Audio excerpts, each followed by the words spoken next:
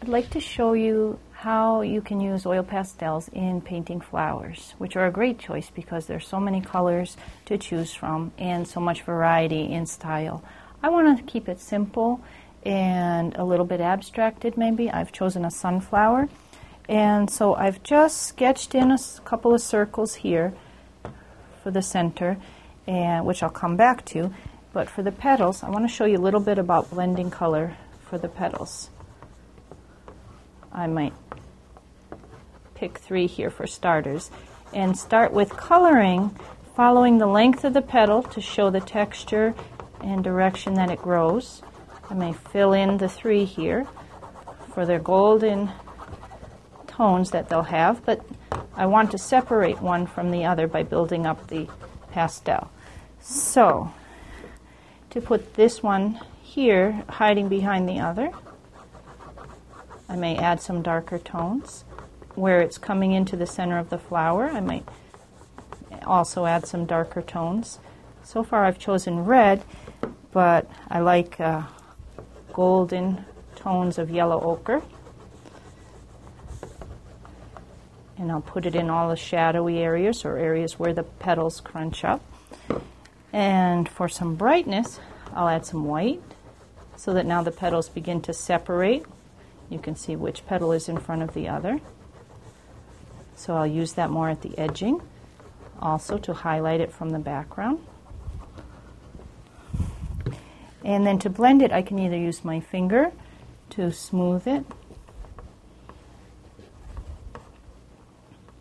or I can build it up with some of the other tones, like a yellow, a brighter yellow than the one I had before. So it'll soften what I had previously and blend it together.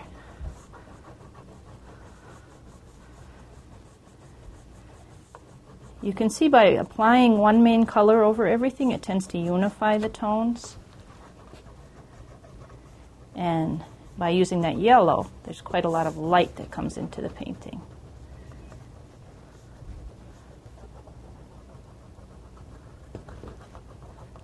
So it's pretty much the first layer I'm putting in here, what you might call the underpainting, but it gives me an overall feeling of where I'm going with it. After I complete that part, I may blend it slightly to see what I have, see what I like, see what I want to change. This, for example, I want to make sure this petal is behind the other, so I make sure that it's darker. I want to plant the petals into the center of the flower here. I think I'll add a little more brown towards the base. I'll separate those petals one more time. And you can see some of it is thinner and thicker than the others, and that's just part of the process. You need to thicken it where you see there's too much streakiness, and usually by adding a lighter color, that will smooth it over.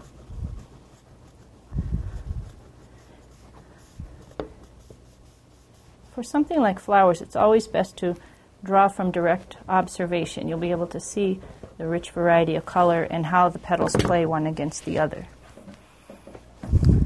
Here's an example, so you can see how the petals were treated in one type of blending and how the center was built up in more of a circular way with some thicker application of paint to show the texture of maybe the seeds at the center of the flower.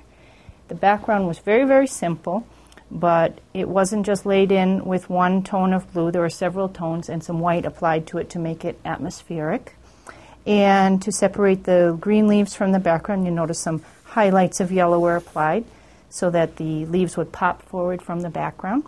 And to have the stem and the stems from the leaves more three-dimensional, some yellow and white were applied down the center, so it was darker green on the outside and lighter down the middle, and that will also help give a nice 3D effect.